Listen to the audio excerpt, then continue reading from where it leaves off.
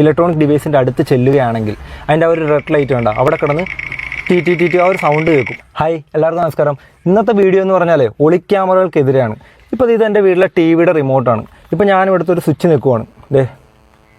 എല്ലാവരും വീട്ടിലെ റിമോട്ട് എടുത്ത് നോക്കുക. എന്നിട്ട് നമ്മൾ എന്ത് ചെയ്യുക, ജസ്റ്റ് സ്വിച്ച് ഒന്ന് നെക്കി നോക്കുക. അപ്പോൾ നമ്മൾ കണ്ണുകൊണ്ട് നോക്കുമ്പോൾ ഇവിടെ ഒരു ലൈറ്റും തെളിയുന്നതായിട്ട് കാണില്ല. പക്ഷേ നമ്മൾ നമ്മുടെ ഫോണിലെ ക്യാമറ ഓണാക്കി വെച്ചിട്ട് നോക്കിക്കഴിഞ്ഞാൽ അവിടെ ഒരു ലൈറ്റ് തെളിയുന്നതായിട്ട് കാണാം. ഒളിക്യാമറകൾ എങ്ങനെ കണ്ടുപിടിക്കാം, അതിനായിട്ട് കുറച്ച് ടിപ്പുകളുണ്ട്. കണ്ടുപിടിക്കാൻ വളരെ എളുപ്പത്തിൽ ഫോൺ ഉപയോഗിച്ച് കണ്ടുപിടിക്കാം, ഒന്നും ഉപയോഗിക്കാതെ കണ്ടുപിടിക്കാം. അങ്ങനെ വളരെ പെട്ടെന്ന് ഒളിക്യാമറകൾ കണ്ടുപിടിക്കാനുള്ള നിരവധി ടെക്നിക്കുകളുണ്ട്. അപ്പോൾ അതിലൊരു 4-5 ടെക്നിക്കുകളാണ് നമ്മൾ ഇന്നത്തെ വീഡിയോയിൽ ഉൾപ്പെടുത്തിയിരിക്കുന്നത്. അപ്പോൾ ഇന്നത്തെ വീഡിയോ എന്ന് പറഞ്ഞാൽ എല്ലാവരുടെയും സുരക്ഷയ്ക്ക് വേണ്ടിയിട്ടുള്ള ഒരു വീഡിയോ ആണ്. അപ്പോൾ നമുക്ക് കാര്യങ്ങൾ കാണാം.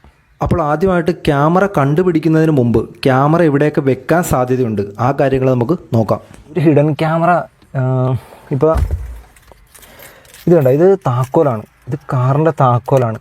പക്ഷേ ഇതിനകത്ത് ഹിഡൻ ക്യാമറ ഉണ്ട്. ഇവിടെ ഹിഡൻ ക്യാമറ വെക്കാൻ പറ്റും. ഇതൊരു ഹിഡൻ ക്യാമറയാണ്. നമുക്ക് ഇതുമായിട്ട് ഒരു ആളുടെ അടുത്ത് പോയി നിന്ന് കഴിഞ്ഞാൽ ഇത് ഹിഡൻ ക്യാമറയാണെന്ന് പോലും മനസ്സിലാവില്ല. കണ്ട, ഇത്ര ഒരു ഇതായിട്ട് നമുക്ക് നിൽക്കാൻ പറ്റും. അതുപോലെ തന്നെയാണ് ഇത്തരത്തിലുള്ള സാധനങ്ങളൊക്കെ. ഇതൊരു ക്യാമറയാണ്. പക്ഷേ ഇത് എവിടെയെങ്കിലും കൊണ്ട് വെച്ചാൽ ക്യാമറയെന്ന് തോന്നുന്നു. ഇല്ല, ഇതൊക്കെ 6 മണിക്കൂർ വരെ റെക്കോർഡ് ചെയ്യാൻ പറ്റുന്ന ക്യാമറകൾ ഇന്ന് കിട്ടാനുണ്ട്. അപ്പോൾ ഇതുപോലെ എവിടെയെങ്കിലും കൊണ്ട് വെച്ചിരുന്നാൽ അതൊരു ക്യാമറയാന്ന് പോലും ആർക്കും മനസ്സിലാവില്ല. എന്ന് വെച്ചാൽ ആ ഹോൾ അവിടെയുള്ള നടക്കുന്ന സംഭവങ്ങൾ വിത്ത് വോയിസ് നമുക്ക് റെക്കോർഡ് ചെയ്തെടുക്കാൻ സാധിക്കുന്ന നിരവധി ക്യാമറകൾ ഇന്ന് അവൈലബിൾ ആണ്. പിന്നെ ഇതുപോലത്തെ ടോയ്സിൻ്റെ അകത്തൊക്കെ എവിടെയെങ്കിലും റൂമൊക്കെ എടുക്കുന്ന സമയത്ത് ടോയ്സൊക്കെ നോക്കുക. ഇതുപോലെയുള്ള ടോയ്സിൻ്റെ കണ്ണുകൾ, പിന്നെ മറ്റേ ഫാനിൻ്റെ മേളിൽ, പിന്നെ ക്ലോക്കിലൊക്കെ ഉണ്ടാകാൻ സാധ്യതയുണ്ട്. അപ്പോൾ നമ്മളൊരു റൂമിലോട്ട് ചെല്ലുമ്പോൾ തന്നെ ആദ്യം ചെയ്യേണ്ടത് അവിടുത്തെ ലൈറ്റ് ഓഫ് ചെയ്യുക. ലൈറ്റ് ഓഫ് ചെയ്ത് ഒരു 2-3 മിനിറ്റ് നമ്മൾ ചുറ്റും നിരീക്ഷിക്കുക. നമ്മുടെ കണ്ണുകൊണ്ട് നിരീക്ഷിക്കുമ്പോൾ നമുക്ക് എവിടെയെങ്കിലും ഒരു റെഡ് ലൈറ്റോ എന്തെങ്കിലും ഒരു വൈറ്റ് ലൈറ്റോ എന്തെങ്കിലും മിന്നുന്നുണ്ടോ, ബ്ലിങ്ക് ചെയ്യുന്നുണ്ടോ എന്ന് നോക്കുക ആ ഭാഗത്ത് എവിടെയെങ്കിലും. അങ്ങനെയാണ് ആദ്യം ചെയ്യേണ്ടത്. റൂമിലോട്ട് മാത്രമല്ല, ഒരു ബാത്റൂമിൽ കയറുമ്പോൾ പോലും അത്തരത്തിൽ ചെക്ക് ചെയ്യുക. അവിടുത്തെ ലൈറ്റ് ഓഫ് ചെയ്യുക. എവിടെയെങ്കിലും എന്തെങ്കിലും ലൈറ്റ് ബ്ലിങ്ക് ചെയ്യുന്നുണ്ടോ എന്ന് ശ്രദ്ധിക്കുക.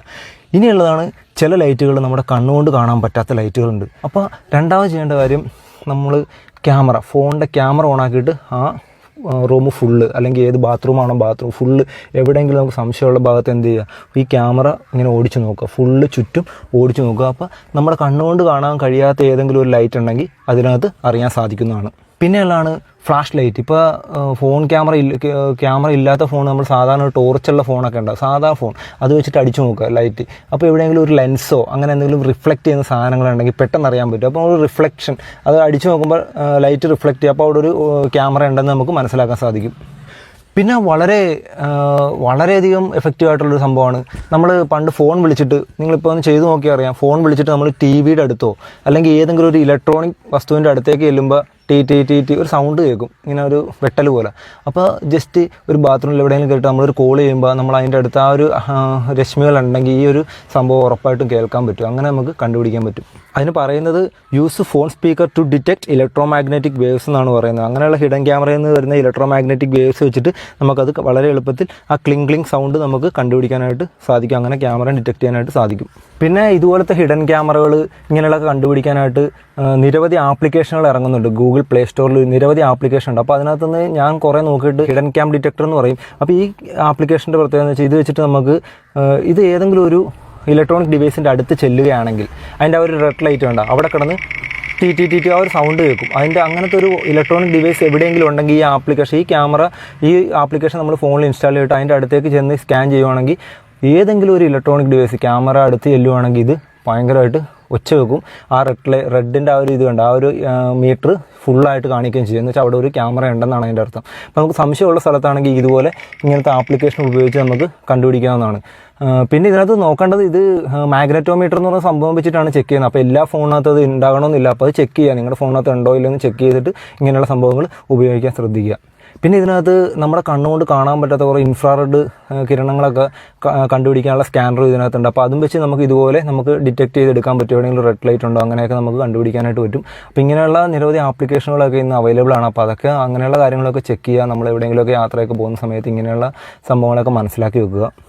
അപ്പോൾ ഇങ്ങനെ ഹിഡൻ ക്യാമറയൊക്കെ വെക്കുന്ന ഒരു ഉദ്ദേശം എന്ന് വെച്ചാൽ എന്തായാലും അവർക്ക് നല്ല ഉദ്ദേശമല്ല, നമ്മളെ ദ്രോഹിക്കുക, നമ്മളെ ഉപദ്രവിക്കുക എന്നുള്ള ഉദ്ദേശം മാത്രമേ അവർക്കുള്ളൂ. അപ്പോൾ അവർ ചിന്തിക്കുന്നത്, അവരെവിടെയായിരിക്കും ക്യാമറ വെക്കാനൊക്കെ അവർ ചിന്തിക്കുന്നത്, അതിൻ്റെ മുകളിൽ നമ്മൾ ചിന്തിക്കണം. എന്നിട്ട് വേണം നമ്മൾ പ്രവർത്തിക്കാനായിട്ട്. അവരുടെ ചിന്തയുടെ മുകളിലായിരിക്കണം, ഒരു പിടി മുകളിലായിരിക്കണം നമ്മുടെ ചിന്ത. അവരെങ്ങനെയൊക്കെ എന്തിനായിരിക്കും ഇത് വെക്കുന്നത്, അങ്ങനെ വെച്ചിട്ടുണ്ടോ, അതൊക്കെ നമ്മൾ നിരീക്ഷിക്കുക. അപ്പോൾ നമ്മൾ എവിടെ പോയാലും നമ്മുടെ പുറകെ ഒരു മൂന്നാമതൊരു കണ്ണുണ്ടെന്ന് നമ്മൾ ഓർക്കുക. നമ്മൾ എന്ത് ചെയ്താലും ഇങ്ങനെ ഒരു കണ്ണ് നമ്മളെ ഫോളോ ചെയ്യുന്നുണ്ട്. ആ കണ്ണ് നമ്മൾ കണ്ടുപിടിക്കുക. എവിടെയെങ്കിലുമൊക്കെ റൂമൊക്കെ എടുക്കുന്ന സമയത്ത് നമ്മൾ ഇങ്ങനെയുള്ള കാര്യങ്ങളൊക്കെ ശ്രദ്ധിക്കുക. വളരെയധികം കാര്യങ്ങൾ ശ്രദ്ധിക്കുക. നമ്മുടെ സുരക്ഷയ്ക്കായിട്ടുള്ളതാണ് ഇങ്ങനെയുള്ള കാര്യങ്ങൾ. അപ്പോൾ ഇതെല്ലാവരും ശ്രദ്ധിക്കുക.